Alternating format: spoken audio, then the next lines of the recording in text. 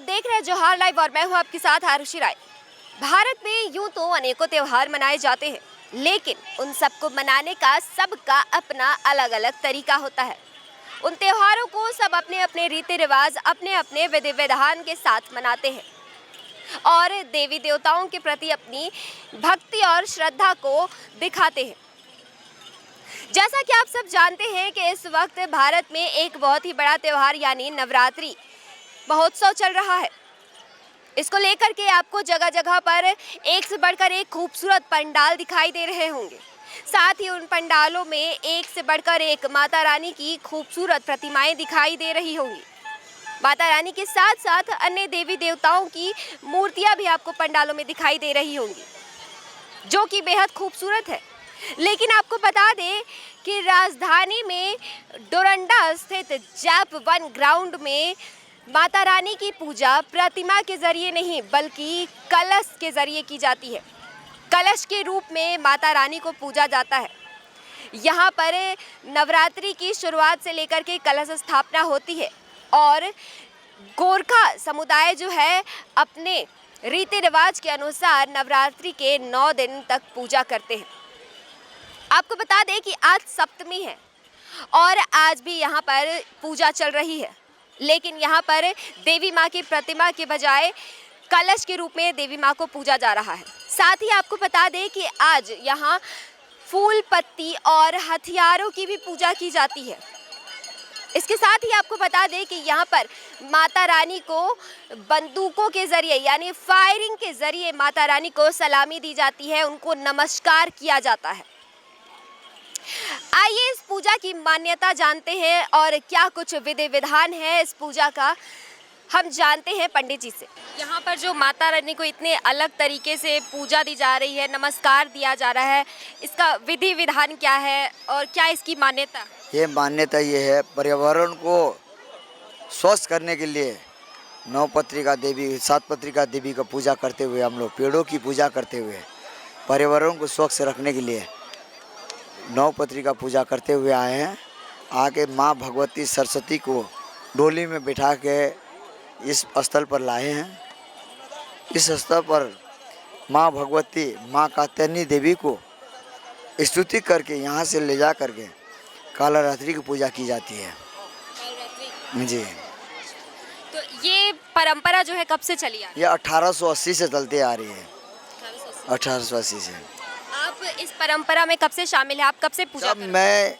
मेरे पिताजी भी यही वाहिनी बटालियन के मुख्य पुजारी थे और मैं भी आज मुख्य पुजारी हूँ और मेरे आने वाला पीढ़ी भी मुख्य पुजारी बनेंगे और ये परंपरा मेरा सदियों से चलते आ रहा है, बचपन से। मैं लिखित है कि आपके परिवार से मतलब पुजारी बनेंगे? लिखित नहीं है, ये मेरे पिताजी थे, बीच में दूसरा आए, फिर अभी हम हैं, मेरे बाद में फिर मेरा बेटा बन सकता है, मतलब करे तो करे इच्छा के अनुसार। ठीक है।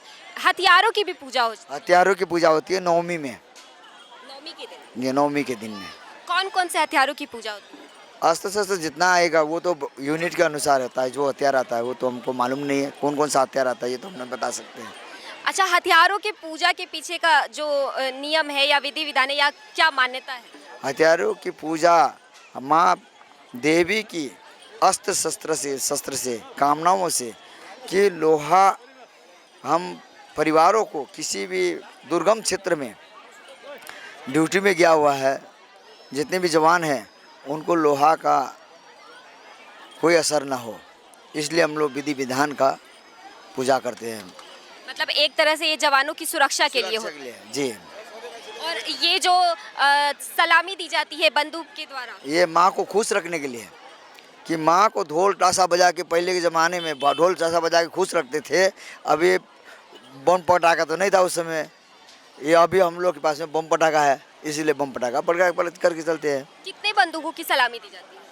ये तो 16, 32, 64 जितने अपने ऊपर में है। और नवमी के दिन क्या कुछ होगा? नवमी में बलि होगा, माता का पूजा होगा, आगमन होगा, शस्त्र का पूजा होगा, 9 देवियों की पूजा होती है। उस दिन भी सलामी दी जाती है। किस चीज़ की बलि दी जाती है? बकरा की। बकरे की बलि। जी। फिर उसके बाद नियमित रूप से विसर्जन। विसर्जन।